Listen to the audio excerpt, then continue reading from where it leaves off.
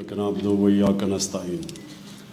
मैं रज़ा आपको, हफीज़ आपको, जो थिंक टैंक, जो आपका इकॉनमी के ऊपर थिंक टैंक था, आप सबको आज बहुत मुबारक देता हूँ।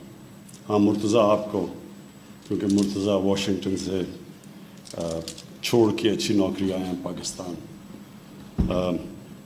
आप सबको मैं इसलिए मुबारक देता हूँ कि मैं जब से हमारी गवर्नमेंट आई है पाकिस्तान में हुकूमत करने के लिए, तो तब से मैं ये कह रहा हूँ कि हमारा इस मुल्क का सबसे बड़ा असासा ओवरसीज़ पाकिस्तानी है और हम अभी तक उसको टैप नहीं कर सके।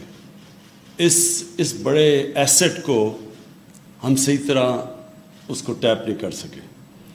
हमें ये समझना चाहिए कि जब हिंदुस्तान और चाइना दोनों ने जब अपना जो प्रोग्रेस शुरू किया, तो उनको जो सबसे पहले जो इन्वेस्टमेंट आई हिंदुस्तान में भी और चाइना में भी, वो उनके ओवरसीज़ उनकी एक्सपेट्रिएट कम्युनिटी थी। उनके जो बाहर हिंदुस्तान के जो लोग बाहर काम कर रहे थे और चाइना के लोग बाहर काम कर रहे थे। तो हमने जिस तरह इस टैलेंट को, हमें जो असासे को पाकिस्तान में जिस तरह हमें इनको लाना चाहिए था और अब नेशन बिल्डिंग में जिस तरह इन्होंने हमारी मदद करनी थी, वो बदकिस्मती से अभी तक नहीं हुई। तो ये एक बहुत बड़ा पहला कदम है और बड़ा कदम है, बिकॉज़ ये जो रोशन डिजिटल अकाउंट ये जो शुरू किया आज आपने, ये एक मौका देता है पाकिस्तानियों को पार्टिसिपेट करने का पाकिस्तान की बिजनेसेस में। हमारी जो अभी बहुत बड़ा इनिशिएटिव हमारा कंस्ट्रक्शन का, जो पाकिस्तान की तारीख में सबसे बड़े 2 प्रोजेक्ट्स हैं, और भी बड़े हैं, बादशाह डैम भी है, मोमन डैम है, हमारी ML1 पहली दफ़ा पाकिस्तान की तारीख में एक नई रेलवे बनाने लगे हैं, जो 2 नए शहर बना रहे हैं, एक बंडल आइलैंड सिंध के अंदर और दूसरा रावी सिटी लाहौर में। ये बहुत मेगा प्रोजेक्ट्स हैं।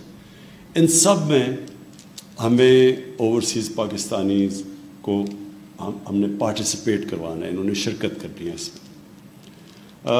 अभी हफीज़ ने आपको बताया कि पाकिस्तान के चैलेंजेस क्या थे। चैलेंजेस पाकिस्तान के सबसे बड़े ये कि हमारे इतने कर्ज़े चढ़े हुए हैं कि हम जितना भी पैसा इकट्ठा करते हैं तकरीबन आधा चला जाता है कर्ज़ों की किस्तों के ऊपर। तो जो मुल्क के लिए पैसा बचता है वो काफ़ी नहीं है। तो इसका सिर्फ एक ही तरीका है कि हम वेल्थ क्रिएशन करें, हम अपनी मुल्क के अंदर इकोनॉमिक एक्टिविटी इतनी करें कि हमारे पास पैसा इतना आ जाए कि हम ये कर्ज़े वापस कर सकें। तो उसके लिए भी ये जो हमारा कंस्ट्रक्शन का पूरा पैकेज है, उसका मकसद ही ये है कि ये जो 2 बड़े शहर हैं, इसमें इतनी ज़्यादा इकोनॉमिक एक्टिविटी हो, क्योंकि कंस्ट्रक्शन में जैसी शुरू होती है 30 रिलेटेड इंडस्ट्रीज़ हैं जो कि एकदम चलनी शुरू हो जाती हैं। तो उससे जो सारा इकोनॉमी का पहिया चलेगा, उससे इंशाअल्लाह जो हमारी रेवेन्यूज़ बढ़ेंगे, वेल्थ क्रिएट होगी और इंशाअल्लाह उससे फिर हम कर्ज़े वापस करने की एबिलिटी रखेंगे, हमारे पास सलाहियत होगी। और दूसरा जो इशू इन्होंने बात की वो ये कि इस मुल्क में जो हमारी जब गवर्नमेंट आई तो सबसे बड़ा ट्रेड गैप था, इंपोर्ट और एक्सपोर्ट के अंदर $40 अरब का गैप था। हम $20 अरब की एक्सपोर्ट कर रहे थे और $60 अरब की इंपोर्ट कर रहे थे तकरीबन। तो ये इतना बड़ा तारीखी जो ट्रेड गैप था, जो और करंट अकाउंट डेफिसिट भी तारीखी था, $20 अरब रेमिटेंसेस निकाल के बीच में से। तो ये जो हमारे पास डॉलर्स की कमी है, इसका डायरेक्ट इम्पैक्ट रुपए के ऊपर पड़ता है। जब डॉलर्स की कमी होती है तो रुपया गिरना शुरू हो जाता है। तो उसको जब रुपया गिरता है तो चीज़ें महंगी होनी शुरू हो जाती हैं और फिर इन्वेस्टमेंट भी रुक जाती है। लोग जिन्होंने पैसे बाहर से लगाने होते हैं वो सोचते हैं कि अगर रुपये ने गिरना ही है तो वो डॉलर में पैसा रखें। तो इससे सारी इकॉनमी की जो इकॉनमी की वेल्थ भी नीचे चली जाती है और फिर जो इन्वेस्टमेंट भी रुक जाती है।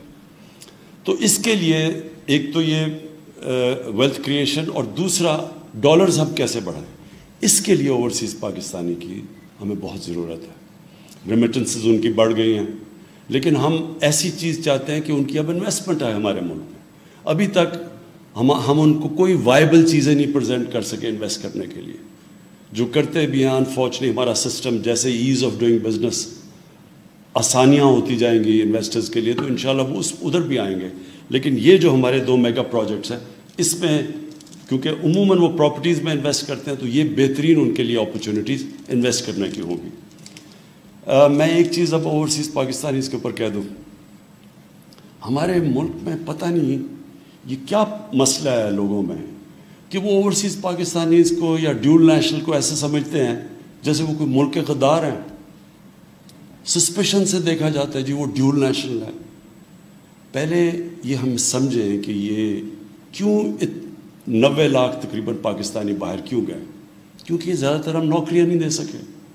دوسری چیز وہ اتنے کئی وہاں پاکستانی کوالیفائی کر بیٹھے, ان کی کوالیفیکیشن اتنی اوپر چلی گئی ہیں کہ ہمارے پاس ان کے لیے سوٹیبل جابز نہیں ہیں. جاب ہیں تو ہم پیسے نہیں ان کو دے سکتے جو ان کو ملنے چاہیے. ہندوستان اور بنگلہ دیش کے مقابلے میں ہماری ایکسپورٹس بڑی ہیں, ان کی تو بالکل سٹیگنیٹ کی ہوئی ہیں. لیکن جس لیول کی ہم ایکسپورٹس چاہتے ہیں تھوڑا ٹائم لگے گا اس کا. تو اس ٹائم جب تک وہ ہم اپنی ایکسپورٹس امپورٹس تک نہیں یا زیادہ تک نہیں لے کے جاتے تب تک ہم نے اوورسیز پاکستانیز کو انسینٹیوائز کرنا ہے کہ وہ پاکستان میں انویسٹ بھی کریں.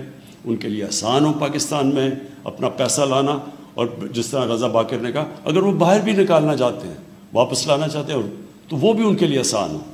تو یہ بڑا اچھا فرسٹ اسٹیپ لیا آپ نے, اور انشاءاللہ مجھے یہ امید ہے کہ ہم اب ان کو یہ جو اپنے بڑے میگا پروجیکٹس ہیں, ویسے بھی ہماری ہاؤسنگ کے ہم نے جو انسینٹیوز دیے ہیں ہاؤسنگ میں, وہ بھی ہاؤسنگ بوم شروع ہو گئی ہے پاکستان میں, کنسٹرکشن بوم شروع ہو گئی ہے. اور یہ جو ہمارا نیا پاکستان کا یہ جو ہم نے افورڈیبل غریبوں کے لیے وہ طبقہ جو آج تک کبھی گھر نہیں بنا سکتا تھا ان کو جو ہم نے اب انسینٹیوز دیے ہیں سیلریڈ کلاس کو, تو ہم سمجھتے ہیں کہ اس سے بہت بڑی ایک کنسٹرکشن کی بوم آ رہی ہے. اور اس میں مجھے پتہ ہے کہ سب سے زیادہ ابھی جو ہمارے اوورسیز پاکستان ہے کسی بھی سیکٹر میں وہ آتے ہیں انویسٹ کرنے کے لیے, وہ ہاؤسنگ ہے, ریل اسٹیٹ ہے. اور یہ ایک اور انشاءاللہ یہ جو ہمارا 2 میگا سٹیز کی طرف ہم جا رہے ہیں ان کو یہ بھی موقع مل جائے گا. تو پھر سے میں آپ کو, رضا آپ کو اور حفیظ آپ کو, آپ کے اکنامک تھنک ٹینک کو, سب کو میں مبارک دیتا ہوں. یہ بہت بڑا آپ نے پہلا قدم اٹھایا. شکریہ.